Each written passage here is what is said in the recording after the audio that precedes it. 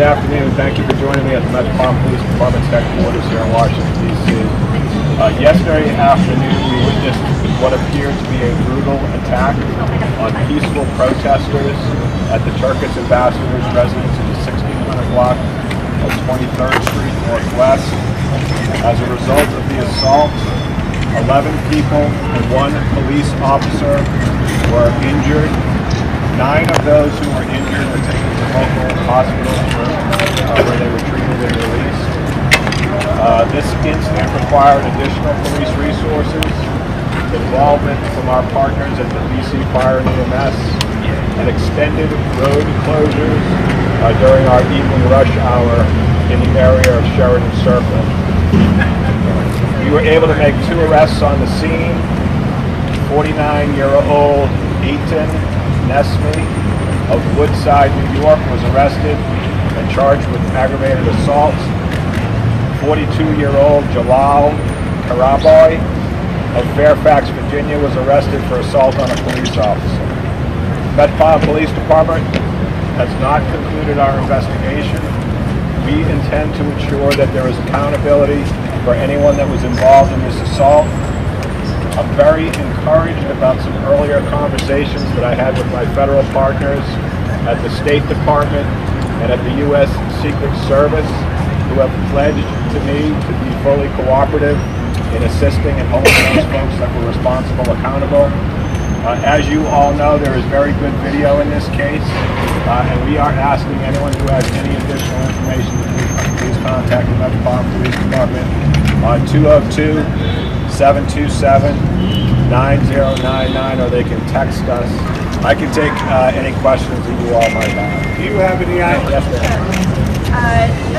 Were there any of President Erdogan's bodyguards involved in the incident at the embassy? We are in the preliminary stages of the investigation. We have, like I said, very good video. We have a good idea of some of the folks that were there on the scene, so I'm very comfortable that we will be able to identify most of the assailants, and then we're going to proceed. Chief, do you know why Isabel Duval was in that part of our city last year? We do not. Like I said, she's from Virginia.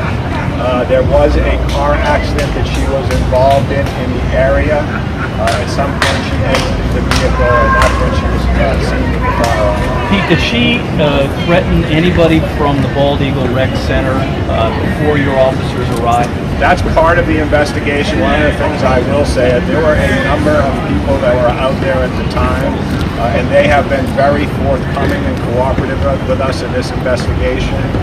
So to the extent that somebody may have been threatened by her, we should be able to uncover that by talking to the witnesses. Do you get any sense, what was your reaction when you saw the video of what was happening in Sheridan Circle, especially when there's images of people in suits with guns? Do you fear that your officers wouldn't understand who they're dealing with and how that could escalate the action? Yeah, that's a great question. First and foremost, I will say that that's not something that we will tolerate here in Washington, D.C. This is a city where people should be allowed to come and peacefully protest. The police involvement in that case, as you said, was very dicey because there were some people up there who did have firearms, and they had to safely restore order, and thankfully that was done without more significant injury. Is that legal for them to be armed right there? But that is something we will look at in the course of the investigation. And what would you say? There are reports that U.S. Secret Service arrested 2 of Erdogan's guards and then released them at the request of the State Department. Can you confirm that? I can't confirm whether or not an arrest was made. I do know that the Secret Service did stop 2 individuals, but I think you'll have to talk to Secret Service about whether or not they were charged. Chief, can you talk about the size of the perimeter that was set up around the Turkish embassy and then the effects that had for hours afterwards, traffic-wise? Yeah, that's one of the other things that I'm sure people were very frustrated about. We had that incident in one of our major arteries during the height of our evening rush hour. Unfortunately, we had to get medical teams in there to assist with the folks that were injured. And so in that regard, we want to apologize to any inconvenience that we caused to our community and their normal commute. But it was something we had to do to make sure that people who were injured, and I know you've seen some of the videos, some of those injuries there was a significant injury there that needed to be treated right away. That is something you guys consider as far as the length of how long closures are going, the time of the rush hour and all that stuff. Exactly. Yes, ma'am. Chief, can you talk a little bit about what you know about what led to the incident? Some of the video starts, after it's already going. Can you talk at all to That's something that we'll try and get to the bottom of during the course of the investigation. I can say I believe that there were two groups of protesters up there. They had differing views on a particular issue. What that issue is, I'm not exactly sure. But I can say there were two separate groups that were up there and an altercation. Mayor Bowser has said he can't tolerate peaceful protesters being attacked. I would imagine you not only agree with it, what, if anything, can you do about it, and how dangerous did that become as you were both there with your men and women and looked at the video? We are, like I said, this is not something we can tolerate in our city, and so we're doing what we intend to do, and that's to get to the bottom of it. We have, like I said, very good video.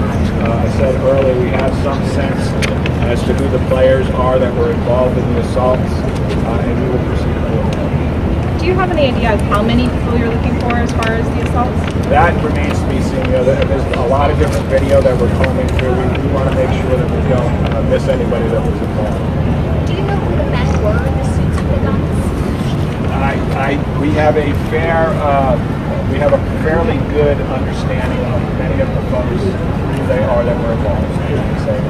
But there may be a circumstance where we come across video where we have somebody that was involved that we do not know, and if that does come to pass, we will make that video available to the public so they can assist us. Chief, is it true that you plan to pursue arrest warrants for some of these guards who were involved in this last night? We are going to pursue everything that's within our legal power to hold the folks that were responsible accountable for their actions. Can you describe your discussions with the State Department and whether diplomatic immunity would protect the assailants? As you know, there could be a diplomatic immunity issue, but that won't prevent us from doing what we need to do here at the Metropolitan You look at the video, you could probably draw that conclusion looking at the video alone. Somebody said it earlier, we don't know what happened before the video was turned on. It appears to be and it appears to be very brutal.